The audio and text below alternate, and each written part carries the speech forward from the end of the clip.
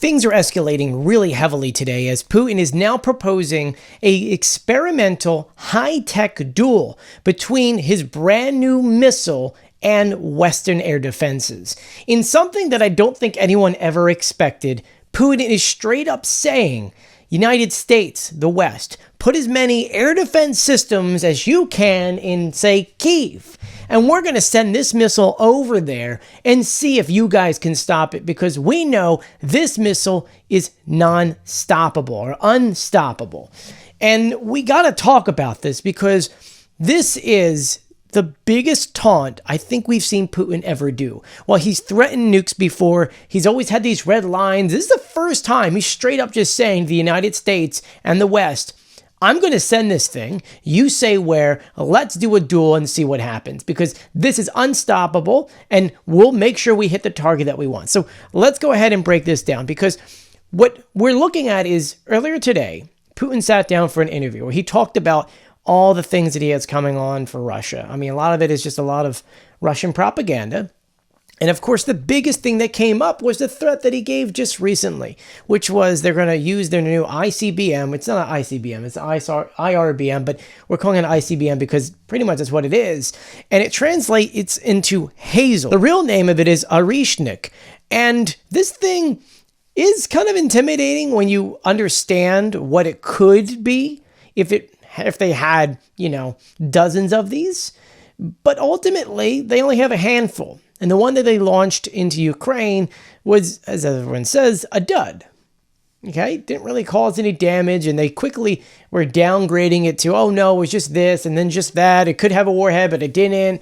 And they've been taunting Ukraine by saying, we're going to launch these. We're going to launch these into Ukraine. We're going to take out different areas. And the most recent comments actually had Zelensky call Putin a dumbass. So let me go ahead and just back up for a second. So during his speech, during this little call-in programming, Putin claimed that the new, they're calling it an intermediate range ballistic missile. I mean, once again, it's still an ICBM at the end of the day, cannot be stopped by any air defense systems. And to read what Putin says here, he says, and those Western experts who think that the Hazel can be intercepted, let them suggest to us and those in the West who pay them to conduct a technological experiment, adding, call it a high-tech duel of the 21st century. Let them determine some site to hit, let's say in Kyiv. Concentrate all of their air defenses there, and we will strike there with the Hazel and see what happens. Now, I know what you're saying. This guy is nuts for wanting to do this. No. Here's the thing. Putin knows exactly what he's saying and how to say it. He knows the world kind of obeys fear. You see, when people get scared, historically, you can go back 100 years. When people get scared, they tend to just kind of listen to whoever and just go with the flow.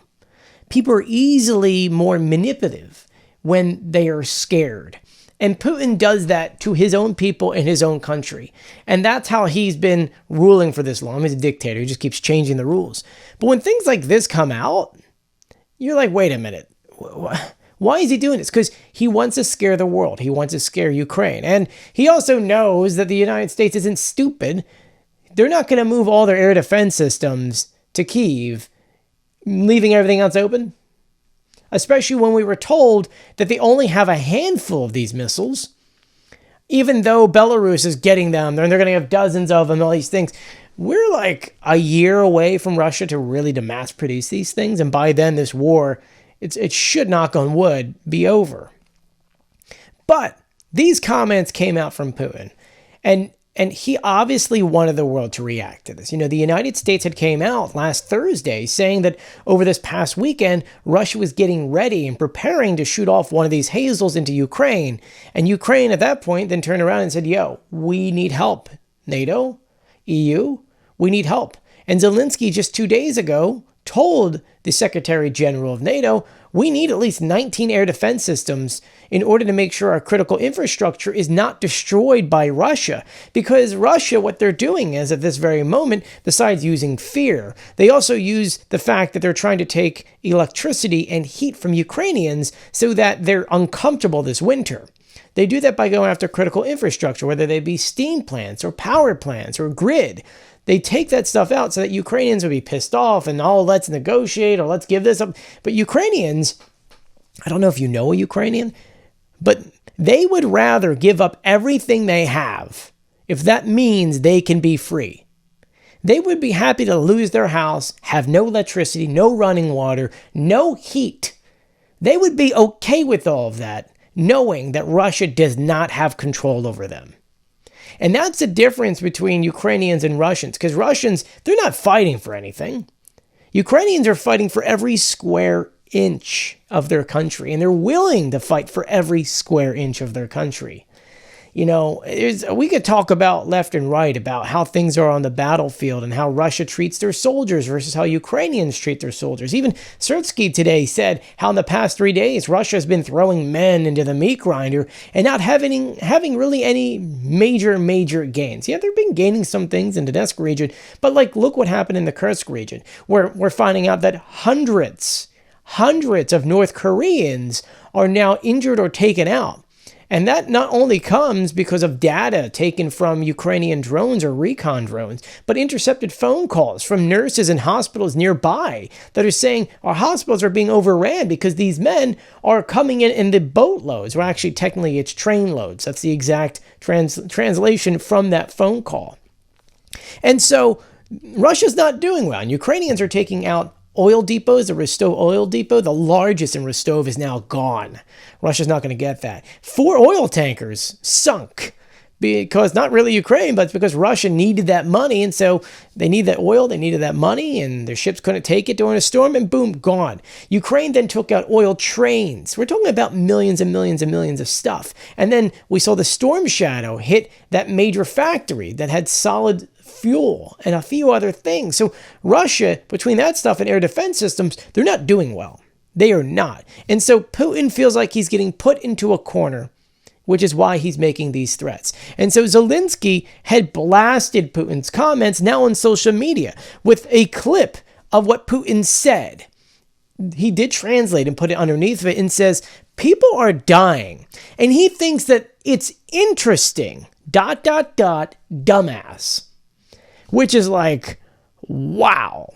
And that just came out. I mean, I'm recording this video. This came out 20 minutes ago. So I'm pretty sure by the time this comes online, it's going to be several hours. But it's the fact that, like, you are putting these threats out here. And you're saying that you want to send this missile into Kyiv, where millions of people live, saying it's unstoppable. And that you guys should put all your air defenses there. Which would mean, in Putin's mind, he's trying to take out a ton of people in Kyiv all at once, which is why Zelensky says people are dying and you think that would be interesting. Dumbass. So that's where we're at this very moment. Obviously, we're waiting on other world leaders to kind of comment on this, because this, my friends, is just another great example of how Putin is getting scared. As if we're doing everything possible to give Ukraine and everything they could use to stop Russia from advancing. But really, the end goal is to eliminate a little bit of Russia in every little sector. So that way they feel smaller and smaller and smaller, and will have no choice but to come to the negotiation table at a loss. So that way Ukraine can get what they actually need, and that is Russia out of their country. That way they can rebuild.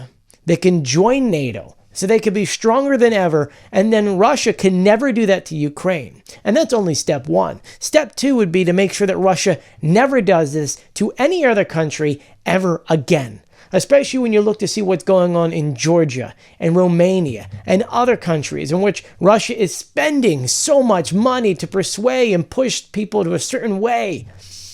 This is going to end. And it's just a matter of time. And I think Putin is starting to realize that. Because when you start threatening to use ballistic missiles, ICBMs or IRBMs, whatever you want to consider the Hazel, when you start saying that you're going to send them into capitals of countries, and you're now doing a duel, and you're actually actively advocating for a duel, then you clearly know you've been painted into a corner, and you're just making empty threats and just hoping that those threats work. Let me know what you guys think about all of this in the comment section below. This is getting, I mean, it is getting, Zelensky says, it is getting interesting to see how this is forming, because Putin is now getting into a point to where he knows there's no way out. And every country is doing everything possible in order to make sure that he loses in this. And I think now he's starting to see that, especially after hundreds of North Koreans are now taken out. And now Putin's got to go back to North Korea and say, sorry. Yeah, it's a problem. Let me know what you guys think in the comment section below. This is probably the most I've used my voice in the past 5 days, as I'm still trying to fight off laryngitis. But I had to make a video on this because we need to see what's going on here. There's a lot that is going on here. I'll be sure to keep you guys updated, so be sure to follow me for more.